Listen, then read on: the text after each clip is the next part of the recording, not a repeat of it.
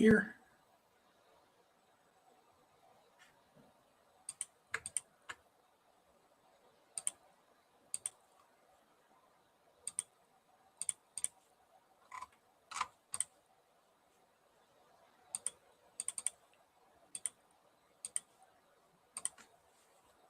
Okay, we are live. Let me grab the link here real quick.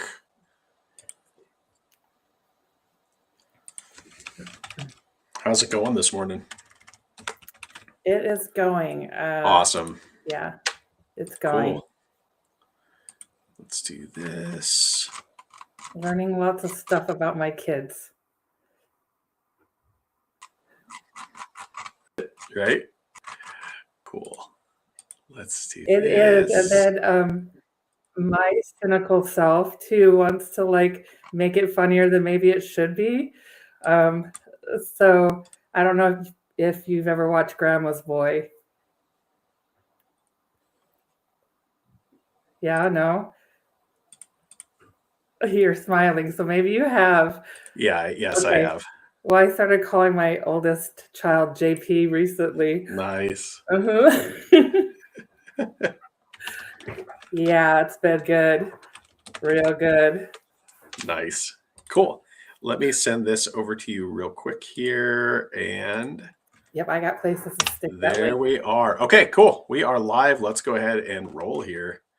All right. So welcome to Coffee with Carolyn BK. We are going to be talking about a few things today. Today we're going to be talking about why most marketing agencies are guessing, SEO versus data-driven ops. And so we'll dive right into that here in just 1 second. I've got my coffee. I am rearing to go, and let's go ahead and do this. I need to.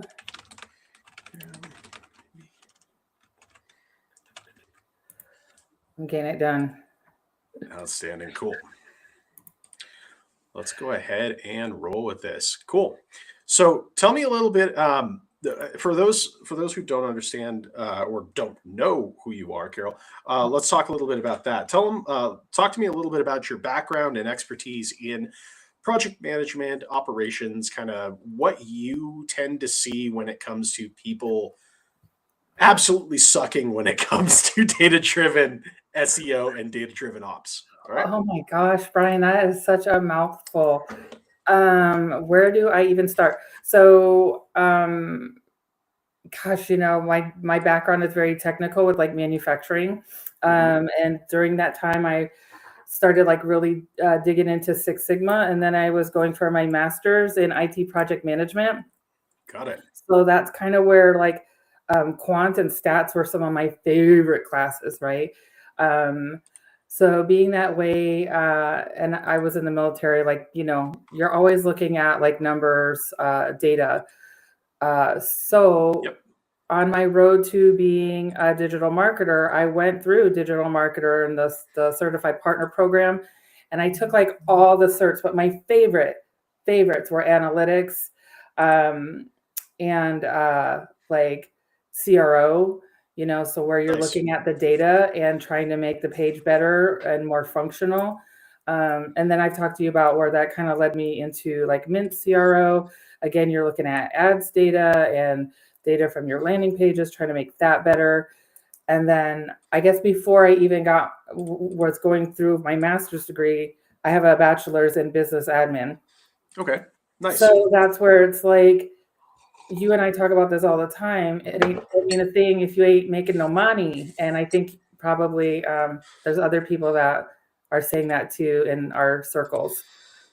Absolutely. Yeah. And I think what it all comes down to, what's interesting to me is seeing it's really seeing the difference between like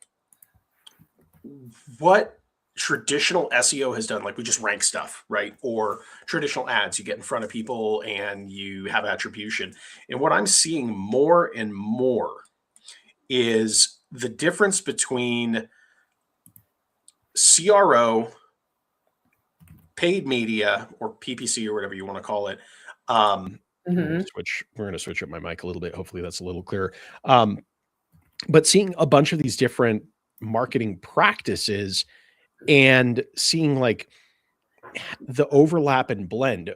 Increasingly, what I'm seeing is that marketers do need to kind of be that, we've always said niche down, don't be a jack of all trades, focus on one thing, see it all the way through. Unfortunately, the way that things are moving when it comes to AI, when it comes to, I'd recently seen a thing about, I think it was Brunson actually that put it out. Something to the effect of like the one man band essentially is what it is. How a single person, and this isn't common. I just got back from Arizona, and one of the things we were seeing is that given the fact that like agentic workflows are here, and it's very possible to set up agentic systems. Increasingly, it becomes more and more. If you can do the job of 10 people, you become a more effective marketer, or a more, just a more in-demand marketer. AI has allowed us to 10x, 100x, whatever you want to call it. Well, okay. What your output is. The output, right? But if you're feeding it full of garbage because you don't know and you're going to get garbage out. Then you're going to get garbage, and it's going to be just a hot, steamy pile of garbage. Totally. The person running it, and so this is the thing. They have to know. They have to know what they're doing. If not, you're going to see a lot of stuff scroll past your eyes, and it's not going to move the needle because they don't understand the system, the strategy, how everything fits, how it feeds each other. And so then what, right? You still need a pilot for even, I think, your agentic system. Absolutely. And I think that the way that I've approached AI in the past, when I've taught on it or explained it to non-techie kind of people, is that AI is a calculator or spreadsheet. If you know, I love those. Yes. But it's kind of like, you could do longhand division, multiplication, addition, subtraction. It's possible. And you should know the foundations of basic mathematics. AI just makes it happen faster. Well, and then if you carry a mistake through, then it multiplies the mistake. Exactly. Yeah. And so it just makes it happen faster at a bigger scale. Yes. So that small mistake may veer the AI off into a very, very weird territory, right? And I think that's one of the things, especially as we're talking about data-driven marketing, that's one of the things that I think we really, really need to look at. So let's break it down for people. Why your marketing agency is guessing and really kind of how to audit them, right? Exposing, because I see this a lot with like the smoke and mirror kind of marketing. You'll see this a lot with traditional agency retainers, and businesses pay them, thousands a month, but there's not really a whole lot of like actual proof, right? A data or it didn't happen kind of a thing. Let's talk a little bit about that. Oh, Brian, and you're speaking my language, and then I want to speak to this even further because guilty. But there's a reason why. Yeah. Right? There's a huge reason why. So I want to be able to speak about that. So I was kind of looking at that, we have vanity metrics. I kind of like this, like the volume stack where, they're talking about like, oh, and I've seen this, we've got you so many leads, and this is how many ads we ran and email sent and how many hours. Because honestly, as an agency owner, I have to pay people to create your content, to create your ads. I have to pay them, right? Absolutely. And so how do I pay them? By task. So I'm going to tell you what we did for you. So is that really naughty? No. And the other part of that, if you didn't tell me how much you made and it's not being like discussed, I can't tell you how you ROI. And that happens a lot where there's such a disconnect, even in these like meetings that we have, that I'm like, well, this is what I prepared for you. It's not free. And so on and so forth. Like, and even if you do the strategy, they'll always be like, well, I want to do this cheaper, so I'm not going to pay for ads. I'm not going to pay for somebody to run my Facebook page so that these posts get somewhere, right? So there's always like this push and pull. But if I'm saying I did all these things, it's because I don't know what else to say. You didn't give me numbers I could talk to. I think that one of the things I've run into recently is that there's this, as digital marketers and as computer nerds, one of the things that we love to do is like try and do attribution. And I think that in a lot of ways, it's kind of going away with, especially when it comes to AI mode. It's a lot more difficult to track. Every AI tracker that I've seen, I'm kind of like, it correlation, but that doesn't equal cause, right?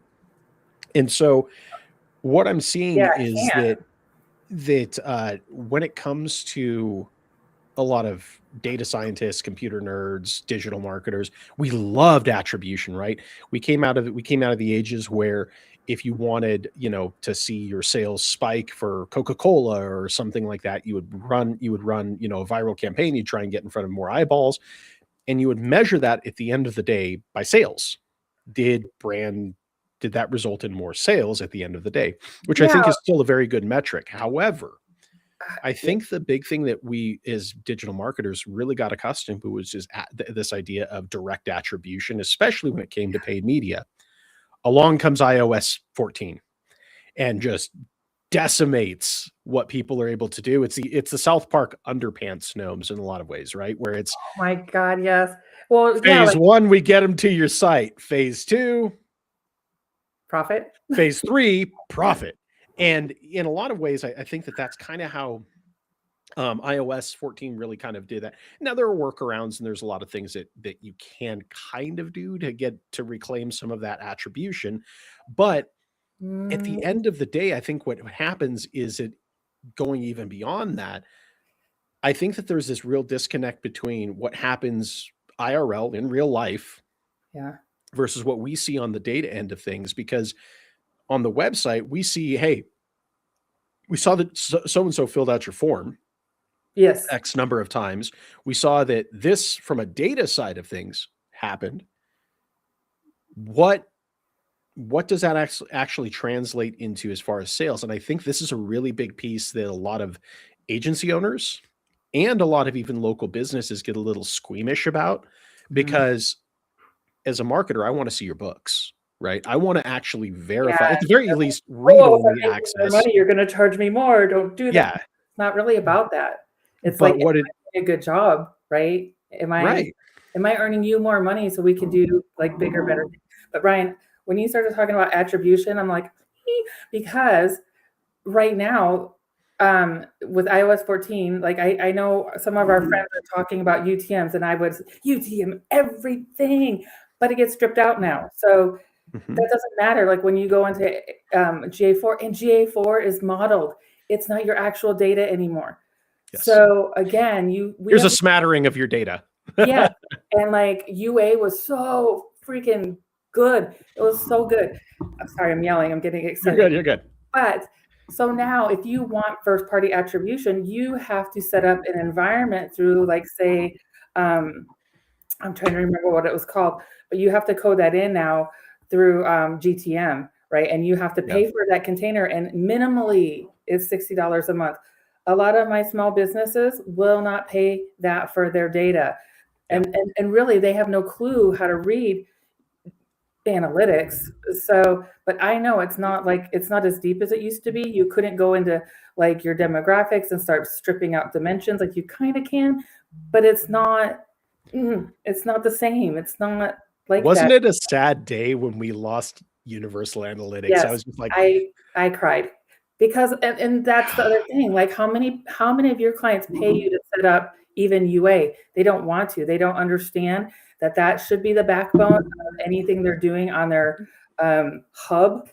But they're like, well, it's going to cost me a couple $1,000 and I don't get this, so I'm not going to pay you to do it. And so then, like, I used to try to bake it in, but then I'm shooting myself in the foot because I'm not getting paid for like this big stuff that I'm doing to mine your data to help you. Sorry. So question for you on that.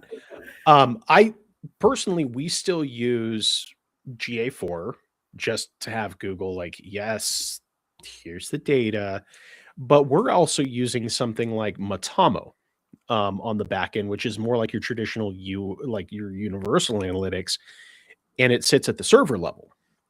So that's something that we found is really helpful, because then we actually have first party data that we control. We're able to see that.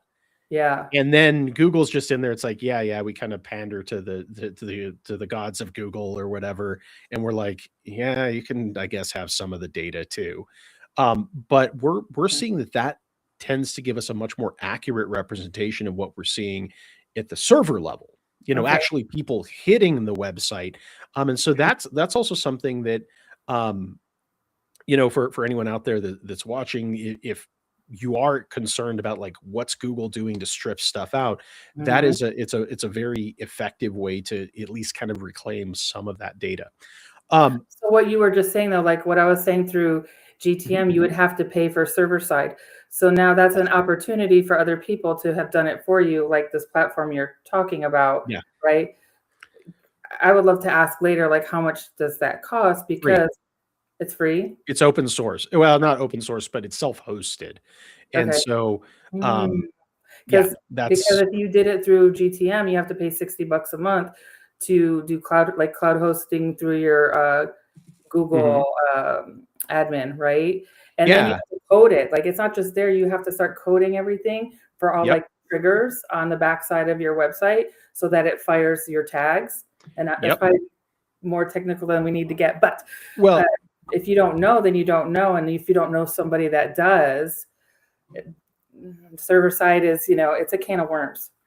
yeah, and so BJ McDonald, one of the questions that he had here is, how does that work with a service like WP Engine where you don't actually have VPS, but it's a shared hosting platform? So you're talking like managed hosting and things like that.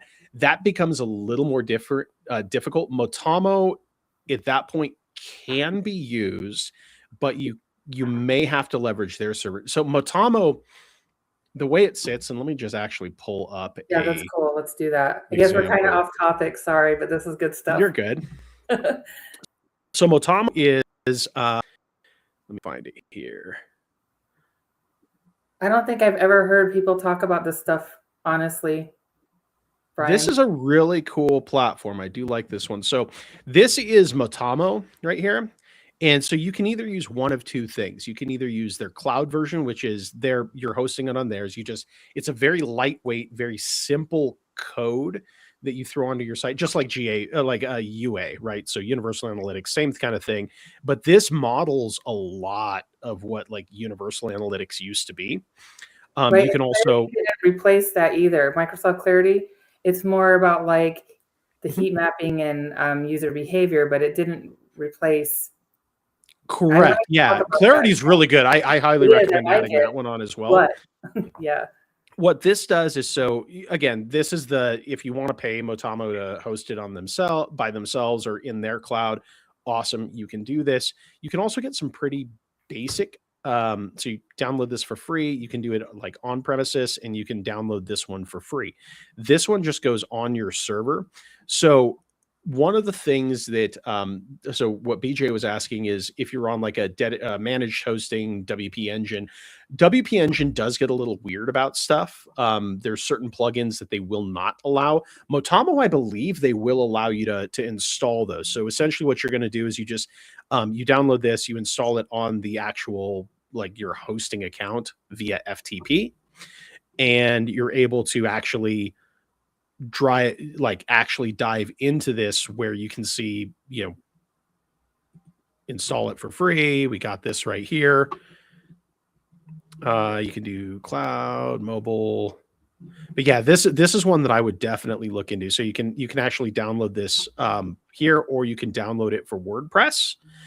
This one, it goes right into almost kind of like, what was the one? Monster Insights, I think is the plugin, but where it would actually monitor this in your WordPress dashboard. Now, this one gives you up to 50,000 page views per month. For most small businesses, that's going to be more than plenty. And so, that try it out, give it a shot and see kind of what's going on. This one does, again, if you're going full control over everything, this is one that you can actually download, install, and it's a super lightweight analytics plugin. So I also saw it helps you strip PII because again, if you are using Tag Manager and all that, like that's real, like stuff you need to do. Yeah. Yeah. Mm-hmm. So cool.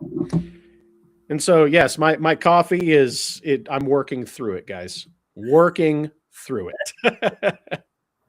Awesome. Do we So, want to talk about any of the other like things that agencies would say? yeah. So one thing that I tend to see a lot is, let me just pop us back up here. Boom. There we go. One of the things that I see a lot, and I actually just I get so angry sometimes. You'd never know it. I'm not fully caffeinated yet, but I get so angry sometimes that the vanity metrics that a lot of businesses do. I'd seen one recently that, and don't get me wrong, I 100% believe that if you're doing marketing, you should be doing all the things, right? You should Yeah. be doing good SEO. You should be doing Yep. paid ads. You should be doing social accounts for a lot right now. Yes. What irritates, just it makes my blood boil. It what's so frustrating to me is you'll often see these guys that are like, we can, fill in the blank business. How would you like 13 to 15 more qualified leads? It's a lead gen, bro. Like Oh, I typical know, and it's pitch. gross because it's such a lie. And it's Not really leads or contacts. we can do it with let's it. We be can real do it about without that. social or without paid ads. We can do this. Yeah. And the thing that I tend to see with this is like your typical database reactivations spiel that I see. There's Oh, only so many times you can ask someone yeah. to tap into their existing database or tap into an existing resource before that becomes just cached. And then what do? It's kind of a one-trick pony. And then you're also beholden to paid media, pay-per-click. I mean, that's what cracks me up is like pay-per-click has kind of become this dirty word But that it's no not. one It's wants to lovely. say, but it's like pay-per-click has been rebranded as search engine marketing or SEM. Yeah. Yeah, I've It's heard been that. remarketed as paid placement or paid paid media. It's been just Yes. rebranded so many times that it's Yes. kind of like it's just that dirty word. It's kind of like MLMs. It's like, no, Oh, I'm a self-hosted business. yes. We host curated parties in order to do this. It's like, it's an MLM. Like, let's not fool ourselves and let's cut the crap, right? At the end of the day, that's network marketing, and who doesn't do some network marketing? We all do. I know, and it's the words that kind of Yes. irritate me. At any rate, I digress. What irritates me with a lot of those like kind of lead gen things is that again, it taps out your market. And then if you're not doing all of the things, if you don't, I see this so many times, like people are like, oh, SEO, local businesses don't need SEO. I'd seen one thing where they were just running disruptive social ads. And really my approach to this is, again, do all the things, because Mhm. when those disruptive social media ads come out, or let's say someone's really pissed off and they decide to leave you a negative review. Well, now all of a sudden you get into reputation management, you get into all of these other practices or kind of marketing, just be it CRO, be it SEO, Yeah, reputation, so any of that's these like other what's going things. through your strategy, Brian, right? Like there's like Yeah. the basic, I'm trying to watch my mouth, but there is your basic strategy that you should. We're online. We can drop an F bomb or two. Well, I was gonna say the basic B, but there's like the basic purse that you're walking around with, and that's like where you start. But then when you get going and you realize like you hit something, then that's going to splinter like and fracture the strategy, and you have to understand how to react to that. So I love me a database reactivation. However, if you hit that lead 3 times, you need to mark that. You need to tag it. And one of the books, like I love Ryan Dice, The Machine. I love all the things like that. I think I read the 100 books that they mentioned, but so good. You need to start tagging stuff so that you understand what just happened, so that you're not hitting them, 10 times and then they're burnt, right?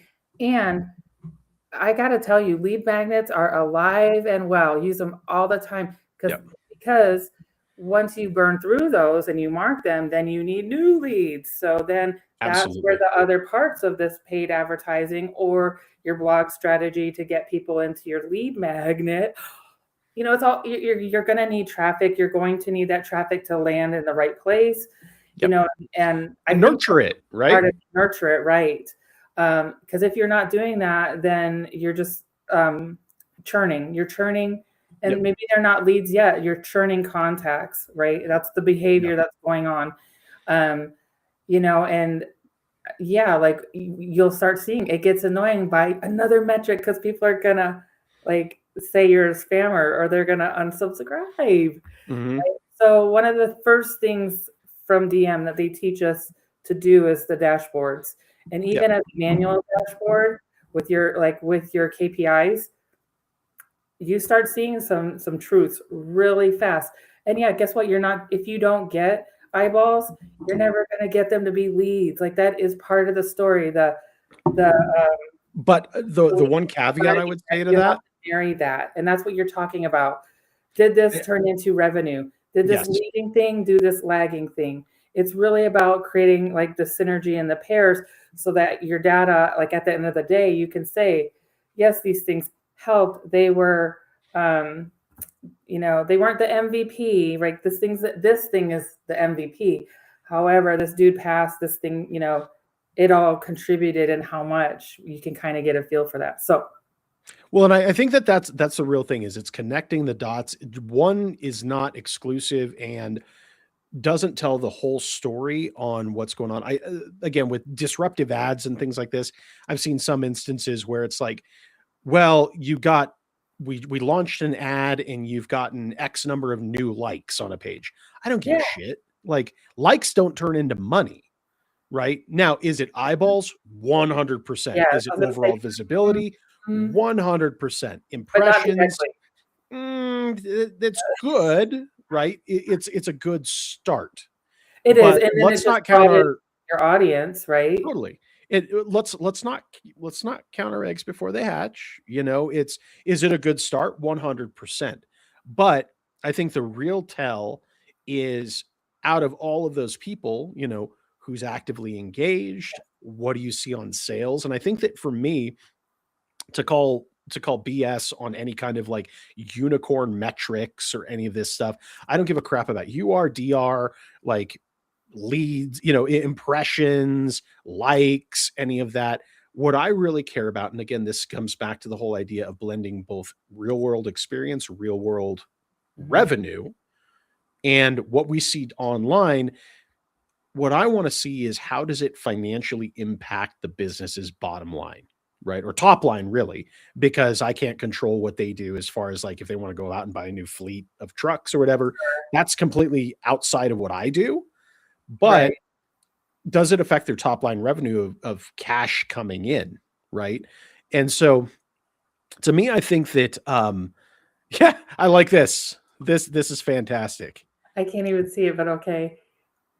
You never paid for a cup of coffee with some likes. Now, there are a couple caveats to this. Now, if you're doing UGC content, sure, I've gotten free crap all the time from UGC. However, the expectation is that I'm going to also provide video and do something like that, right? Like a whole different scenario. 100%. However, you're paying for that somehow. There's never free lunch. Let's be honest about that. Never free lunch. The one thing that I tend to see though, and what really kind of, again, what irritates me is that you see a lot of these guys and like, well, you got a lot of impressions, you got a lot of, you got a lot of likes. We have that, and that's more opportunity to get in front of people. 100%. I agree that it's opportunity, but until someone grabs for their wallet, pulls out that credit card and is willing to pay for you, I'm going to call bullshit on that all day, every day. But it's just again, the owner has to give you that information, and if there's no way to get it, then what the hell are you going to say to justify what you just did and what you just paid your people to do because the owner said, I want this, that, and this, and a partridge in a pear tree, and you're like, can do. Exactly. I can do that.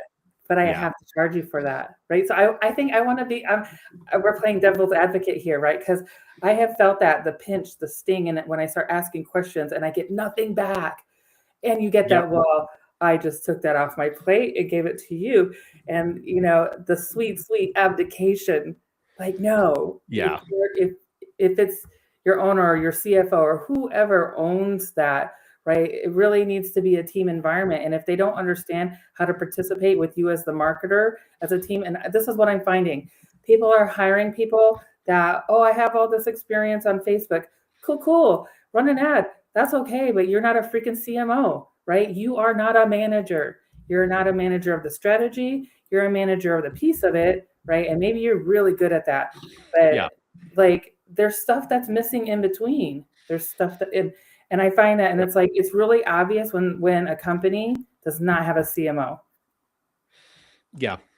Mic drop. It's, well, and I think that seeing that strategy, I think this is also one of the things that I see with local businesses is that, you know, understanding what it is. If you can't afford a CMO, okay, fair enough. But also understand then that becomes your responsibility. I see that budget tends to be a big constraint for a lot of businesses. Yeah. And so when you're asking your marketing department or marketing team to do something and you don't have a CMO to help guide strategy, either the marketing department is going to have to take that on, or you as the business owner are going to have to take that on. And that cost has to come from somewhere.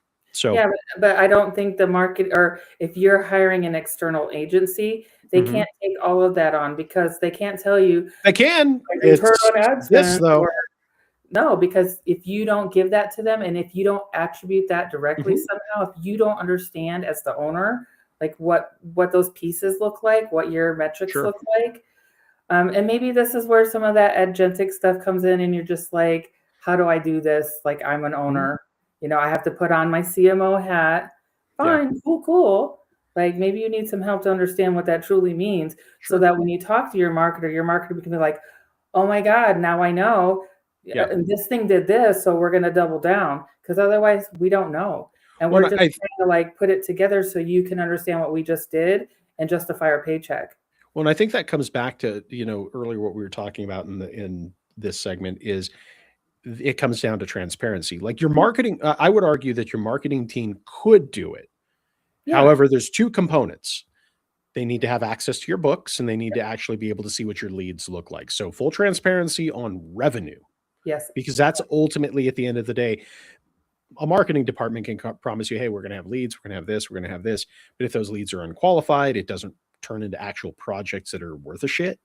Like, and then that's a problem. Unless you tell us. That was the other thing, because I'm like, okay, I got all these leads, and then you hear the complaints, and it's like, well, first of all, you gave me a shit offer. Thanks. Yep. You didn't have a validated offer. You told me it was, but it wasn't. Yep. And then the other part of that is, if you're not communicating like what this looks like, I am not the person talking to your client in the chair, or the person that signed up and didn't come in. I don't understand like what just happened here. Marketing and sales, they're two different things. They're two different people. And these guys want it to happen like with the same automation. Marketing and sales are two different functions. Yep. Awesome. And I think that's a mic drop right there. Marketing and sales are two very different functions. I think that's a good thing to sign off with right there. Yeah, I do too. So awesome. Well, my coffee's just about done here. So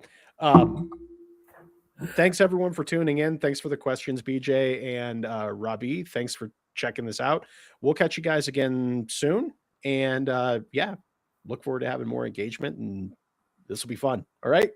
Take care, everyone.